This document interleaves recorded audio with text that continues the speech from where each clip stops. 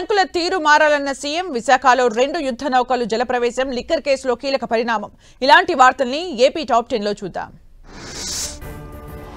రైతులు ప్రజలు ప్రభుత్వ ఆకాంక్షలకు అనుగుణంగా బ్యాంకుల నిర్ణయాలు ఉండాలని సీఎం చంద్రబాబు అన్నారు మారుతున్న ప్రపంచానికి అనుగుణంగా బ్యాంకర్ల తీరు మార్చుకోవాలని సీఎం కేంద్రం జీఎస్టీలో సంస్కరణలు తీసుకొచ్చిందని బ్యాంకులు పబ్లిక్ పాలసీలు ఎప్పుడూ ప్రజల్ని నియంత్రించకూడదని అన్నారు భారత నావికా దళంలో మరో 2 యుద్ధ నౌకలు చేరాయి పూర్తి స్వదేశీ పరిజ్ఞానంతో రూపొందిన ఉదయగిరి హిమగిరి నౌకలు జలప్రవేశం చేశాయి నౌకాదళ చరిత్రలోనే ఒకేసారి 2 యుద్ధ నౌకల్ని ప్రారంభించారు కేంద్ర రక్షణ శాఖ మంత్రి రాజ్నాథ్ సింగ్ విశాఖలో పర్యటిస్తున్న రాజ్నాథ్ ఐఎన్ఎస్ ఉదయగిరి హిమగిరి యుద్ధ నౌకల్ని జలప్రవేశం చేశారు ఏపీ లిక్కర్ స్కామ్ కేసు నిందితులకు రిమాండ్ పొడిగించింది విజయవాడ ఏసీబీ కోర్టు వచ్చే నెల 3 వరకు పొడిగించింది దీంతో 12 మంది నిందితుల్ని జైలుకు తరలించారు సిట్ అధికారులు ఎంపీ మిథున్ రెడ్డిని రాజమండ్రి సెంట్రల్ జైలుకు తరలించారు మరో 9 మందిని విజయవాడ జైలుకు మరో 2 నిందితుల్ని గుంటూరు జిల్లా జైలుకు తరలించారు సీనియర్ ఐపీఎస్ అధికారి సంజయ్ కు వచ్చే నెల 9 వరకు రిమాండ్ విధించింది విజయవాడ ఏసీబీ కోర్టు దీంతో ఆయన్ను జైలుకు తరలించారు అంతకుముందు సుప్రీంకోర్టు ఆదేశాలతో విజయవాడ ఏసీబీ కోర్టులో సంజయ్ లొంగిపోయారు ఫైర్ డిపార్ట్మెంట్ లో ఎన్ఓసీ విషయంలో భారీగా అవకతవకలు జరగడంపై కేసు నమోదు చేశారు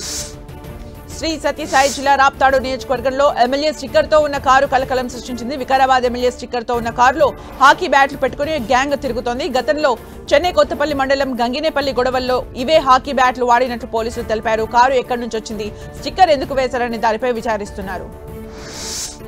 టీడీపీ ఏపీ అధికార ప్రతినిధి సుధాకర్ రెడ్డిపై పార్టీ హైకమాండ్ సీరియస్ అయింది ఓ మంత్రిని టార్గెట్ చేస్తూ మీడియాలో కామెంట్ చేసిన ఆయనపై ఆగ్రహం వ్యక్తం చేసింది తాను చేసిన కామెంట్స్ పై క్లారిటీ ఇవ్వాలని ఆదేశించింది దీంతో సుధాకర్ రెడ్డి ఇవాళ టీడీపీ క్రమశిక్షణ కమిటీ ముందు హాజరై వివరణ ఇచ్చారు